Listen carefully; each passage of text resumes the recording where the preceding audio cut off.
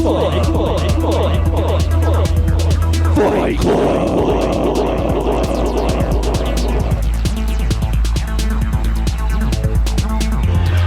and gentlemen, from North Texas. let's get ready to Fight Club. Yes, let's get ready to Fight Club. This is week 2 of Fight Club, brought to you by LC's. Year 3, week 2.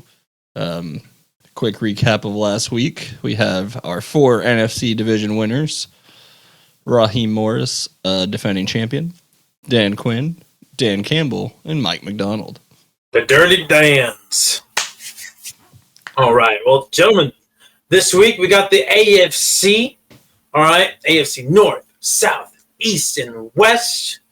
And this is, as a reminder to our audience, this is a free-for-all amongst these divisions. They're not going to be as structured the same way as we had last year when we had brackets in the divisions. And then, you have a winner's bracket and a loser's bracket. Nope. It's a winner takes all, goes on to the next round type of a deal. Now, gentlemen, I want to put the ball in y'all's court in terms of who do we want to kick things off with division-wise. Do we want to go AFC North, South, East, or West?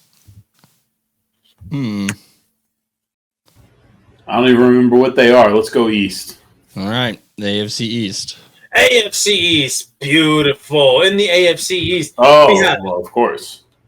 Yeah, we have the Buffalo Bills representative Sean McDermott, Mike McDaniel of the Miami Dolphins, newcomers, sort of. Aaron Glenn of the Jets, for sure a newcomer to the NFC, or rather to the head coach Fight Club. And then a returning combatant on a new team, Mike Vrabel. The last time we saw Mike Vrabel, he was representing the Tennessee Titans, and I believe the first iteration of the Fight first of Club. 2 today that will be fighting for a new team. That is right. Now, gentlemen, I'm going to lead us off with how I pictured this for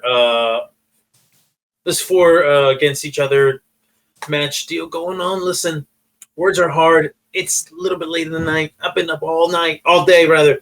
But listen, this is how the match goes. This is how the fight goes. All right.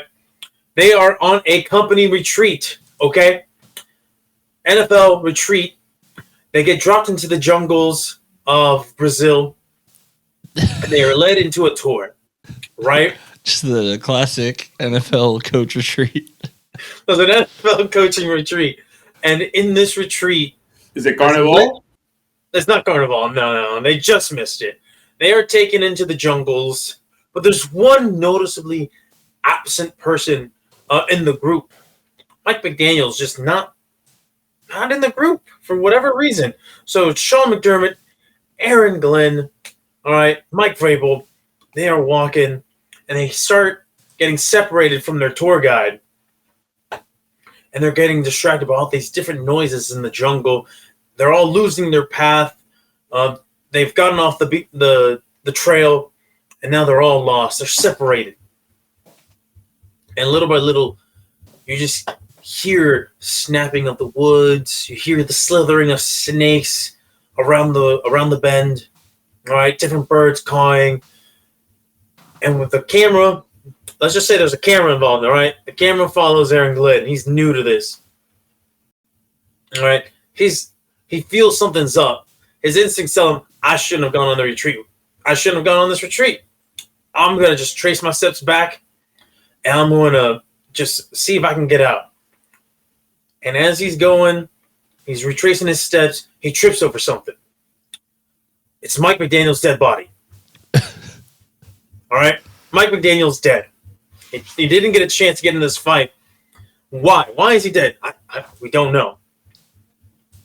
Camera cuts. Now we're going back to Sean McDermott. Sean McDermott, he's no fool. He's ready. He's strapped. Okay? This man is ready for a full-on jihad if he needs to do it in the middle of this fucking jungle. All right? He's ready to do a holy war against his fellow AFC head coaches. Because he feels that maybe, just maybe, one of them is setting them up. So as he's walking, he whips out his old trusty. I don't know. He seems like the type of guy who would have a flick. What's it called? Flintlock? Yeah, he has the flintlock pistol. Why does he have an old timey pistol? I don't know, but it feels like it just It fits. seems racist somehow. Sean McDermott having a flintlock? Nah. I don't know where you could get that from. Now, as he's walking in through the jungle, he hears a noise. He turns around. He aims. He readies. He fires. Boom. He catches something on the shoulder. Starts to bleed a little green. And you just hear noises. Is it the fucking Predator? What the fuck is the Predator doing in the High Coach Fight Club? I don't know. But the Predator immediately takes out one of his little cannons, shoots, readies his aim, fires right at McDermott, just blowing him up. Is this because Mike Vrabel has Barstool on his side, so he's got infinite predators to help him? How did you know? Oh. That's right. Takes off the mask. It's not actually the Predator. It's Mike Vrabel. He's the one who booked this entire trip. He led them into this jungle. It's nice of him. As a matter of fact, he had taken out Mike McDaniel the night before and just threw his body into the jungle. It was like, I'll get to it later. So now we have the Predator, Mike Vrabel, against Aaron Glenn in the jungle. Aaron Glenn still has no idea, right? He's confused. He is lost. All he has is his wits about him and grit. All right. So as he's trying to get out of the jungle, he notices a trail of blood just spewing down. He goes up and he sees what seems to be a blown up carcass of a former Buffalo Bills head coach. All right. He investigates this and he's like, something's been here. And I need to figure out what. Luckily for him, Mike Vrabel's on a drinking break, talking to the Barstool guys, just chatting shit. You know, typical stuff that they do. But the man's getting loud and he's getting belligerent, and it exposes his location. Aaron Glenn sneaks up around the area, around the campsite, and he's overhearing everything. All the heinous shit that Mike Vrabel has done to his fellow head coaches. Well, guess what, gentlemen? The one thing that motherfucking Sean McDermott left behind is still available, and that's the flintlock. He readies, he aims, and then for whatever reason, he has knowledge that this weapon isn't really great for long range, so he sneaks up and he says, Jets, Jets. That startles Mike Vrabel. Bam! As he turns around, right in between the eyes. Aaron Glenn, you survived the Predator jungle scenario. Did he cover himself in mud? He covered himself in the blood of his enemies. I don't think that would help. I think it has to like neutralize the heat for the Predator to not see. It's just a costume that Mike Vrabel has on. It's not like really all that. He doesn't get real Predator vision, no. Okay. You know, he didn't have Predator vision. Matter of fact, he really had a hard time seeing through the mask. Nice. Right. Yeah, I have Aaron Glenn winning this one. Well, Beautiful. Bethke, how do you see this going down? I need to see the coaches again. It was tough to find a picture for Aaron Glenn with the Jets. Oh, I forgot how much Mike McDaniel looks like somebody who does a shit ton of coke and unhealthily gambles on many things. I may have gone out of my way to find a more funny picture of Mike McDaniel for sure. And then, like, I think that you did a great job with Aaron Glenn because I do feel like he gives me a lot of like I said, you only have like 3 options of pictures of him in Jets gear, so. Well, that one's no, that's fair. I just meant Caesar's whole story with Aaron Glenn and him being sort of the underdog guy who takes over the guy. I like that. It does feel like he gives a lot of that energy. And Sean McDermott just kind of looks like Bill Burr. Yeah, you have Islamic Bill Burr, which is fine. I don't like it's great representation. I think at this point the horse is dead. It's been dead. I need him to give me more quotes. I need him to freshen this thing up. I need him to double down. I need him to like go into upgrade. Yeah, I mean, whatever. Get me the references. Talk to me about how we could have prevented all these guys coming together when they did. Talk about this. All the systems of our national security that failed. You know what I mean? Get really about that shit. So I think for that reason, mostly uncreatively, I'm going to go with Mike Vrabel to win the division because now he is a superpower unto himself. He has the pedophiles at large with his favorite fan base, and now he takes over basically the Batcave. You know what I mean? Like he basically gets to walk into the Batcave. He's fucking Red Hood. He's more or less Red Hood. I mean, if you want him to be Nightwing, that's fine. But like, gives me more Red Hood energy than anything. Because he knows what to do with it. Now, I'm not saying he's going to replicate it. Nightwing didn't necessarily replicate it. Red Hood definitely wouldn't have. He may be more like Azrael and do it just completely fucking different. Like he knows what to do, but he just will throw it off in the head. You know what I mean? You never know. So we'll see how it goes. But I think that it's dangerous to have Mike Vrabel with the Batcave. So, all right. The sneaky tactics they're back. Well then, Patrick. Yeah, so Aaron Glenn, since his predecessor won the division last year, he got to decide what kind of contest they'd be doing. And Aaron Glenn looked at them all, looked at those three other guys, who I'll pull up one more time. And Aaron Glenn was like, you know what? We're going to turn this into a chess tournament. First match, Aaron Glenn gets to pick his opponent. He says, Sean McDermott, come here. And he makes quick work of Sean McDermott. McDaniel and Vrabel almost play to a stalemate, but Vrabel ends up winning because McDaniel just needed to go do some more lines in the bathroom. He said chess isn't stimulating enough. And then he's understimmed. So then we get the Glenn and Vrabel final. And honestly, it's quick work. Vrabel's got the strategy that he thinks is going to work, but he doesn't know that Aaron Glenn knows everything. He knows all the strategies. He's like, I might not be able to beat your team with my football team, but I'll dominate you on this here board. And Aaron Glenn's going to walk away with it, and he's going to win the AFC East. Aaron Glenn, congratulations. It's your first time in the Fight Club, and you have advanced. He's got a lot of scrappy underdog energy, It's great for the Jets culture, whether it works or not. At least it'll be fun and immediate now. But absolutely. I think he's also got a lot of potential in the Fight Club moving forward. Absolutely. All right. Well, with that said, let's go ahead and move on to the next division. I'll go ahead and pick this one, gentlemen. You know what? I think because it's not going to be as interesting, we're just going to get it out of the way now. All right, and we're going to go with the AFC South. There we go. We have D'Amico Ryans representing the Houston Texans, Shane Steichen of the Indianapolis Colts, Brian Callahan representing Wait. That's the TV show that the Texas high school football show, right? Eventually the coach became an NFL coach or something. The Titans guy, that's not real. I don't think so. No, that's the ending of that TV show. Friday Night Lights? Yeah, that's the ending of the TV show. That's not a real head coach.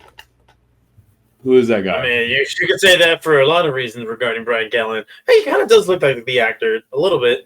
I don't remember the guy's name. And then new to the head coach Fight Club, representing the Jacksonville Jaguars, first-timer Liam Cohen. I had to Google him like 7 times to make sure he actually was a coach in the NFL and I wasn't just... Well, I remember him because he awkwardly did the Duval thing. Now he's kind of cool. Everyone kind of likes him because he was awkward. Similar to Aaron Glenn, it was tough to find any picture of him in Jags gear, so this is what we got. He looks kind of like looks a little bit fuckboy there. Yeah, I mean, even the way he got to the Jacksonville Jaguars was very fuckboy-y. If I remember I think that's correctly. the only way you can get there. Yeah, for the most part. It's an outstanding organization, you know what I mean? You're not wrong. The way they were like, dude, we should do gold here and black here, bro. One of the worst helmet designs I've ever seen in my life. The kids love it, bro. So this is how I have this going. All right, all 4 of these guys, they are blindfolded and zip tied, and they're in a van going to an unmarked location in the desert. They're all dropped at different points, and they're all given one weapon to defend themselves with. All right, Roger Goodell said only one of you 4 is allowed to go to the next round of Head Coach Fight Club alive. And I'm like, wait a minute, is death necessary for this? I mean, a lot of us haven't died going forward, and like, no, this is a waste of a division, and you guys are a waste of head coaches for the most part. He looked at D'Amico Ryan's like, you got potential. The rest of you, I'm not sure. That seems racist. It's not, though, because he hates the other 3. It's a different type of bias, all right? Is it still problematic? Yes, but in a different way. No. All 4 different spots, all right? The coaches that are closest to each other, though, that we first get to see, it's going to be D'Amico Ryans and Liam Cohen. All right, they're separated only by a few miles. D'Amico Ryans, he advanced last year, and he's ready. In his hand, he has what they call a malice. All right, it's a ball with spikes on it. And then we can look across to Liam Cohen. What is he armed with? Bow and arrow. All right, he cannot allow D'Amico Ryans to get close to him. He doesn't know D'Amico Ryans is close to him, but I'm just saying this as a spectator here. So Liam Cohen, unsure who his opponent is, just makes his track forward, trying to find any type of shade anywhere in this desert, anywhere from reprieve from this brutal heat. He's starting to get real dehydrated, and he's having a hard time focusing. His vision is kind of blurred. This is terrible for an archer. But he has his bow with him, his quiver, his arrows ready, and he'll use it for close quarters combat if he has to. And lo and behold, does he have to, because as soon as he finds a place to sit down, he can just hear a guttural yell, ah! And then a swing. D'Amico Ryan swings that malice and just barely avoids Liam Cohen's face. It gets stuck onto the little rock wall that he was on there.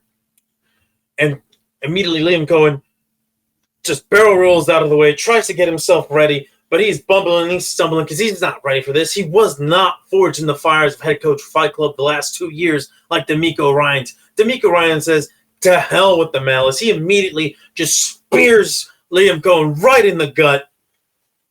Shoulder tackle, just bring him back to the old days of him being an all-pro linebacker. He grabs an arrow from the quiver, and then he just immediately right into Liam Cohen. He's done.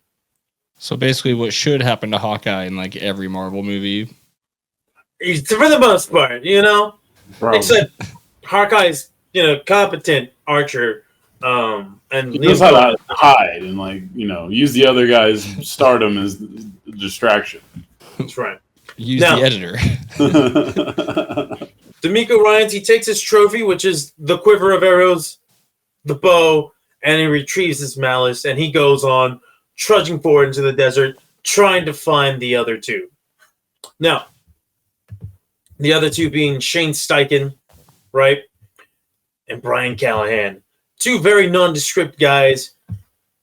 This is how little faith that Roger Goodell had in these 2 guys. Look at him. Just look at him. Like, did you really have any faith in Shane Steichen winning a fight? I sure as hell don't. So Roger Goodell's like, I'm going to throw this guy a bone, I guess. Throws him a katana. He has a katana. And what does the other guy get? Brian Callahan? Airsoft. No, he gets a bow staff. All right, he's going to go full Donatello with this bow staff. Now, Brian Callahan thinks himself a badass, and he's like, I don't need no fucking bow staff. Just give me some batons. So he goes and he breaks that right over his knee. Unfortunately, this is a very tough wood, and it wasn't the best quality. So he kind of gets a fuck ton of like splinters stuck into his skin, and he's bleeding a little bit. Nothing too bad, but it's going to cause him some mild irritation. So he trudges along, and he notices the bleeding is getting worse and worse. So takes his shirt off, makes a nice little makeshift bandage. But you know what? That's gonna come to cost him, because now he's more exposed than ever, right? He's exposed to the elements of the sun, the brutal sand, the wind is picking up. He's having a hard time making one of his surroundings, just not sure where he's at. He has his batons, and he's now starting to walk with a noticeable limp. He's starting to experience blood loss. What was in that wood? Hey, yo. Poison. It was poison, gentlemen. Because somebody was going to get sabotaged by Roger Goodell. Why? Because that's how he gets his fucking cakes. Now, there he is, Shane Steichen. Out in the distance, he can see a hobbling, weak Brian Callahan. And he says, this is my opportunity. I don't know what happened to him. Maybe he got into a fight with one of the other guys and just barely made it out. Maybe this is how I win. And he goes charging. And he, for whatever reason, just doesn't believe in being discreet, and he yells. And he is a good 40 yards away, yelling with his sword, ready to strike. Brian Callahan, though, has more than enough time to get ready. And what does he do? He kind of almost collapses out of the way of the strike. Who knew that the poison would come in handy? And he goes, takes his baton, and just, as hard as he can, swings it to the back of Shane Steichen's head. Blunt force trauma. Grabs the sword that Shane Steichen drops. Takes him out. That's right. You thought he was weakened and that Shane Steichen was going to have an easy one? Absolutely not. Shane Steichen is eliminated. Roger Goodell, he has trackers. He has trackers on all the coaches, and he realizes the heartbeats of two coaches are done. He sends in helicopters, and he picks up the other two guys. He's like, all right, you know what? It's getting late. It's getting dark out here. I want to be able to see you two fight in a lit arena. So he transfers them to Rome, and he drops them in the Colosseum. There's a fuck ton of tourists there. Does Brian Callahan have any first aid attention given to him because of the poison? Nope. Not even a little bit. The man is on the verge of convulsing. And D'Amico Ryan sees that as soon as they're dropped into the Colosseum, he just charges in at him. He has a little arrow, the little tip of the arrow hidden right under his fist. Pah! Gets him right in the eye and just keeps pounding him until it is all said and done. And many, many tourists in Rome are traumatized by the sight of D'Amico Ryan's absolutely handing Brian Callahan his ass. And he advances. All right. Second year in a row, D'Amico Ryans for at least Caesar. That's right. All right, Bethany.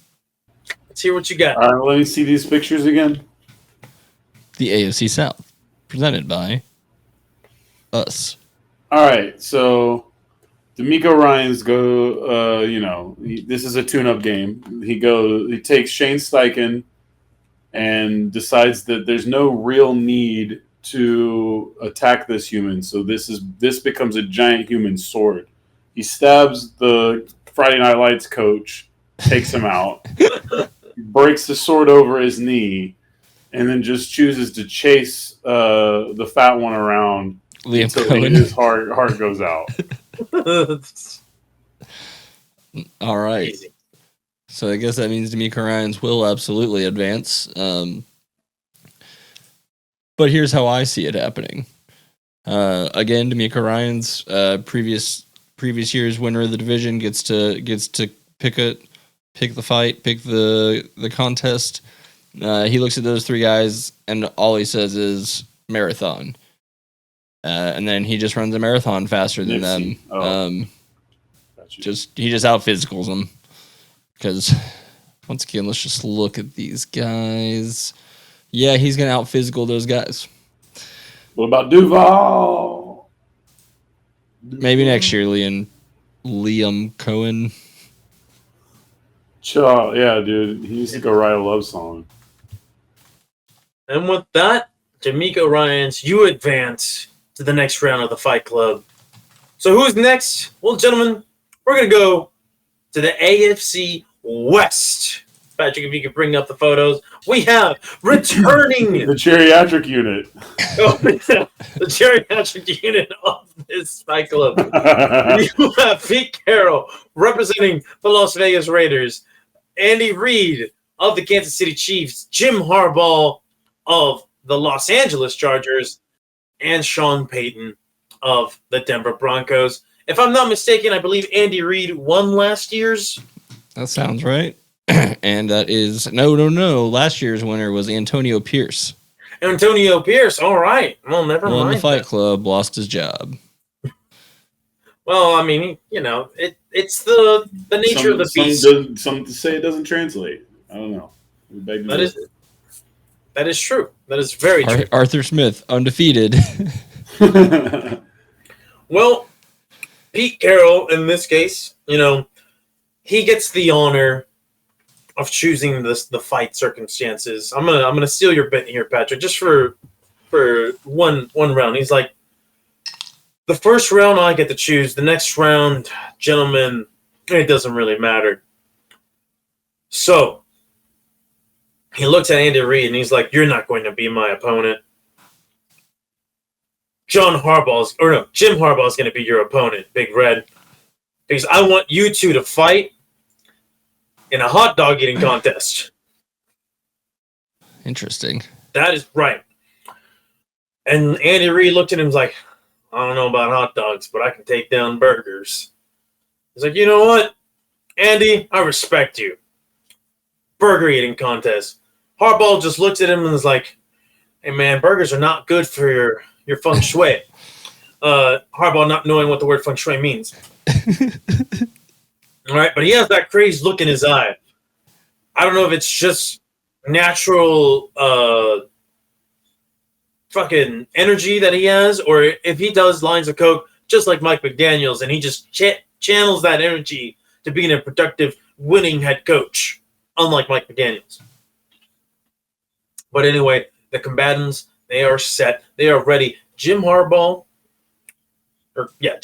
Andy Reid stare each other down. The burgers are brought out one by one. Andy Reid is absolutely devouring them. Sean Payton's out in the stands smoking a doobie. Just blazed out his fucking mind. And he's like, "What the fuck am I watching right now?" Andy Reid. This is a dead show, bro. What? That's right. Andy Reid is 10 burgers deep. Harbaugh's only 5. But something awful happens. Andy Reid he's slowing down and he's doing one of these like, my guy needs the Heimlich maneuver. He didn't properly chew one of these. That's a big fella. Like this one. That is, yeah, he's making a face just like that. He's like, "Oh my god!" And then who's to give him the Heimlich maneuver? Pete Carroll. Except he doesn't do the Heimlich maneuver. Nope. Do you remember that finishing blow from Kill Bill? The death punch, or the exploding heart technique. The exploding heart technique. This was to lure Andy to a false sense of security because he knew that was his main target, or his biggest threat. He hits him with the exploding heart technique, killing Andy Reid. Harbaugh is just shocked, and he gets hit with one of his own as well. Bam! Harbaugh's down. Reid's down. And there's Sean Payton in the audience, absolutely having a bad time. He's like, "Is this K2, man? Is this lace? Is this synthetic? What am I watching right now?" Pete Carroll makes his way, and Sean Payton tries to run away. And he's like, "You know what? I got something. Pocket sand." He watched a few episodes of King of the Hill before this. Pocket sand was ineffective, though. Pete Carroll, he's a master. He's been around the block a couple times. Dodges that shit like it's the Matrix. And then for one more time, for old time's sake, hits that exploding heart technique on Sean Payton. The 5-point palm exploding heart technique. 5-point palm exploding heart technique. I remember it being very, very wordy. And that's it. Pete Carroll, he's come back to show people. Doesn't matter how old you are, when you're Pete Carroll, you just whoop ass. All right. Becky? It's beautiful. He's only lost once before in this whole thing, so. Yeah, I mean, I was cooking up in my own brain a couple of theories myself, but I think it's as simple as when these guys decided on a fight, it was going to be pretty easy. So the Raiders naturally had the choice. Pete Carroll challenged them to an intermeditation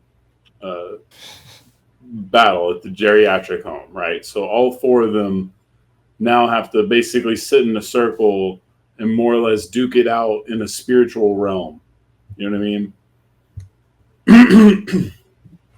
Jim Harbaugh, being a victim of potentially lots of lead paint poisoning as a child or CTE, is physically incapable of meditating.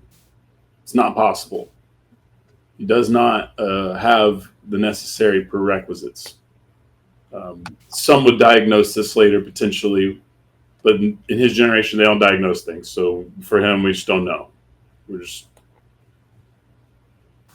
For that reason, he is out. He automatically loses. He can't even compete in this situation.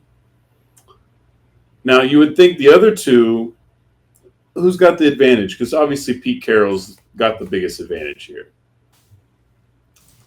I think you would look at Andy Reid and you'd say, what does this guy know about spiritual? He knows cheeseburgers and football. He's going to get hungry. That's a factor.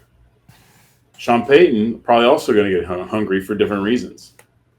So we have to consider this. Now, you would think Sean Payton smoking on the Chiba, the devil's lettuce, getting spiritual on his own time, Bibles and bong rips.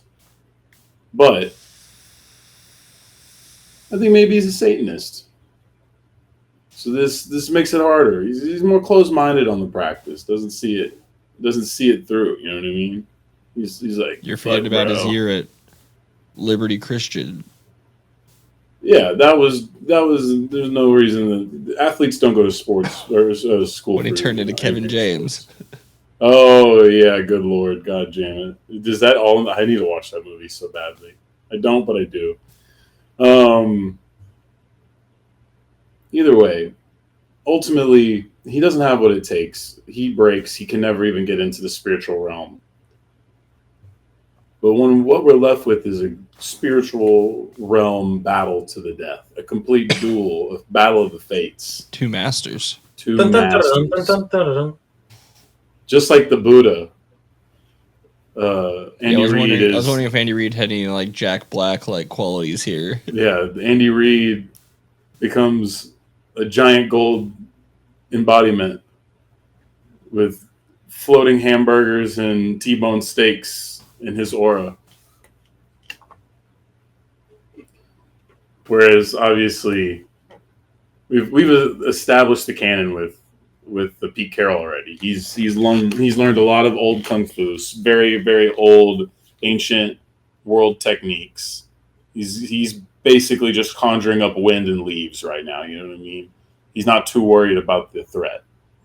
The T-bones are sharp, bro. Andy Reid grabs a T-bone, gnaws it off, starts throwing off these T-bone spikes. Pete Carroll's force field's impenetrable. They bounce back. They kill the Buddha, Andy Reid, and Pete Carroll fights on. Dang. Spiritual world. And it's like Nightmare on Elm Street, so Andy Reid's just dead now.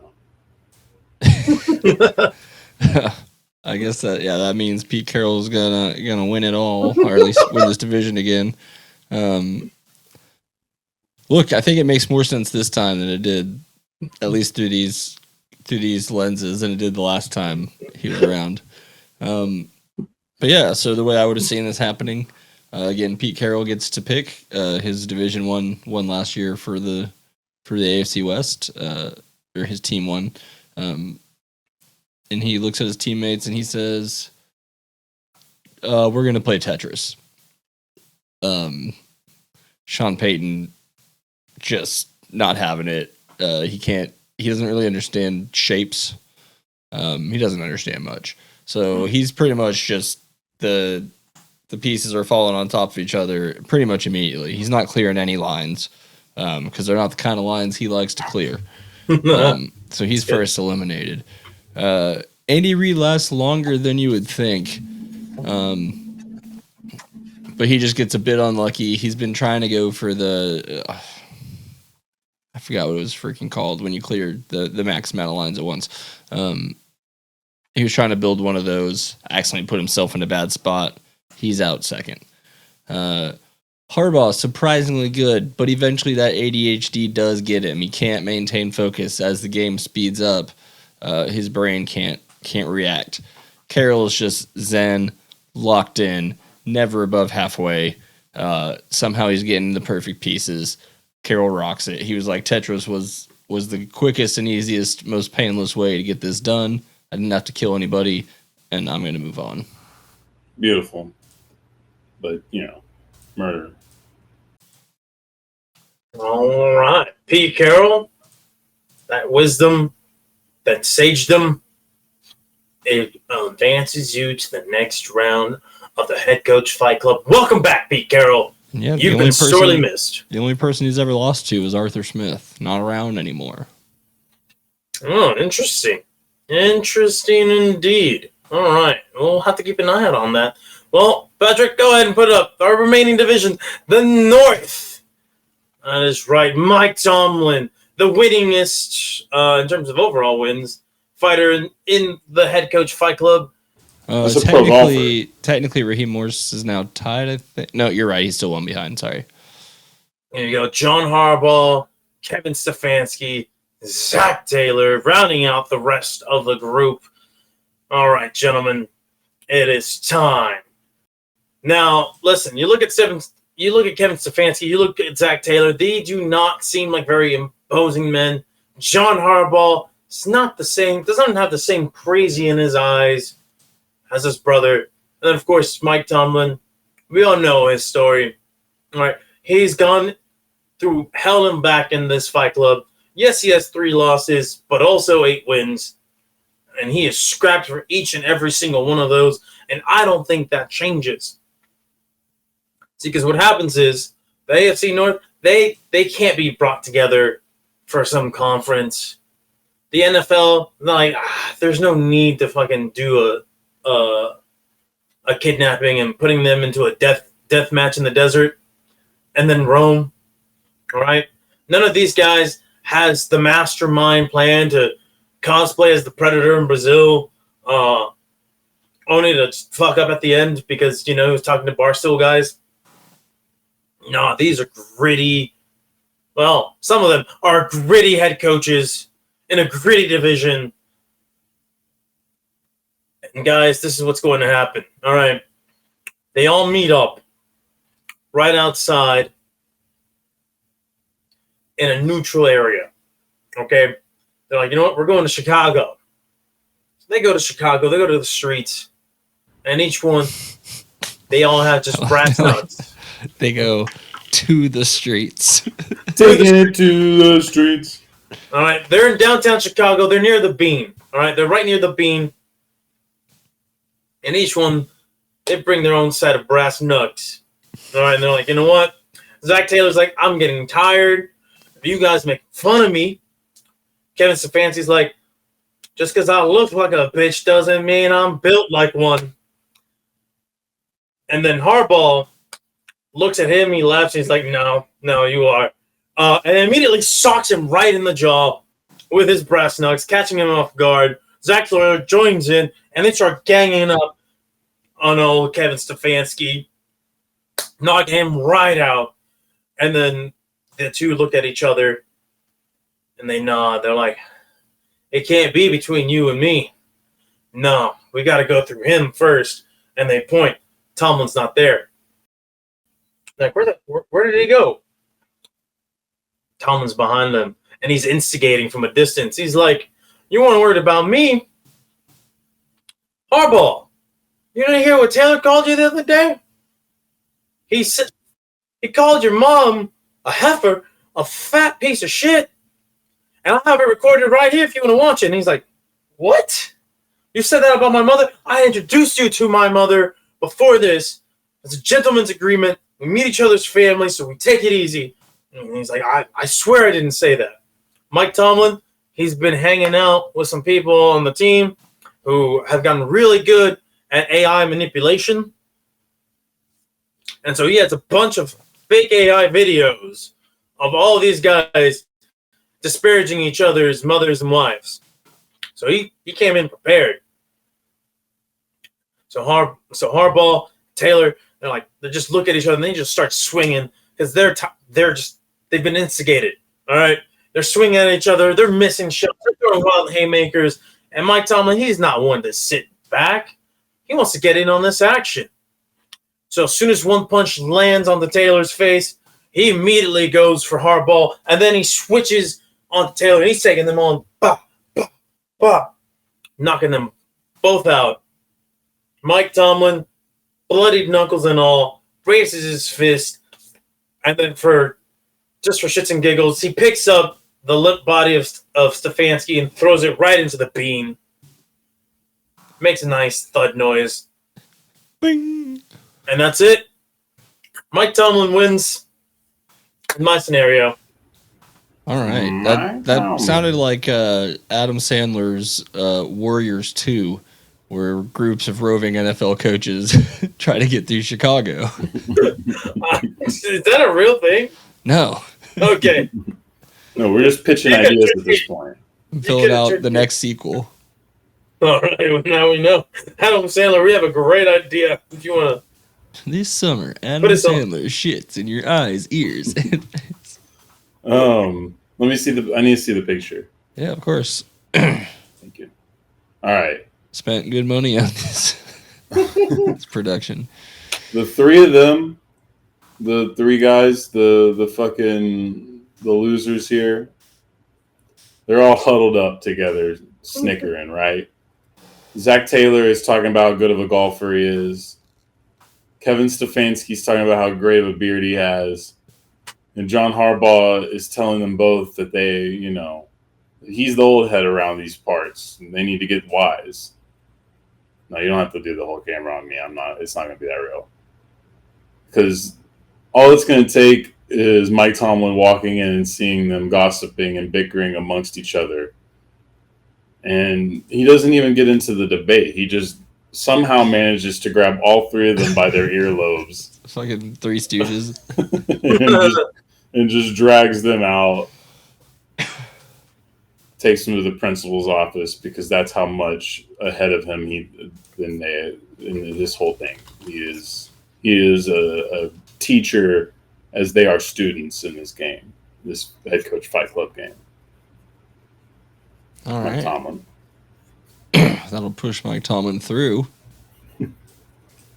as a winner of the AFC North. Yeah. So the way I saw this going, John Harbaugh actually beat Mike Tomlin in the division final last year, so it's his call on what we're going to do here.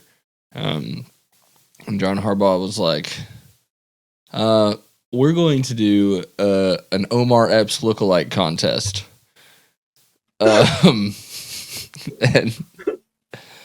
And since Mike Tomlin looks like Omar Epps, he won. This is some very non-violent fights that we're doing in these scenarios. But it's the first round. These are tune-up games. There's a little bit of, these guys don't want to waste their time on the lesser competition feel. That puts Mike Tomlin through. He will extend his all-time wins lead as he's now at 9. Which is pretty wild. Pete Carroll goes to 5-1 all time. Those are probably the most interesting notes here. What about D'Amico Ryans? Where was he at after last year? D'Amico Ryans will be 6-3 now, so he's kind of following the Tomlin tree of winning fights, but not quite getting past the big names. Nice. There we go. This Would is you good. happen to have everybody listed as to who is going to be in the next round? So I will first give you the graphic I have for the NFC winners. Morris, Quinn, Campbell, and McDonald. And I didn't have enough foresight to make all the options possible for AFC, but I will announce again for you the names: Mike Tomlin, Pete Carroll, Aaron Glenn, and D'Amico Ryans. D'Amico Ryans. Yes. And next week, all right. Oh, sorry, Batch. No, I was just going to say Aaron Glenn, first year in, wins his division. It's a pretty solid start. I like to see that. Carroll, first And year I guess back. Mike McDonald also, yeah. Well, no, this is Mike McDonald's second. Oh, second you're go right. around. You're right. I don't watch Seattle much. No worries. Well, guys, this just means that the 8-man tournament for the head coach Fight Club Championship begins next week. We will do 2 fights. We will debut the bracket next week as well, because I'm going to talk to my host about how we're going to do this off the air. And yeah, tune in for some more brutal action on the Fight Club. Fight Club. Fight Club. This is Past the Rock.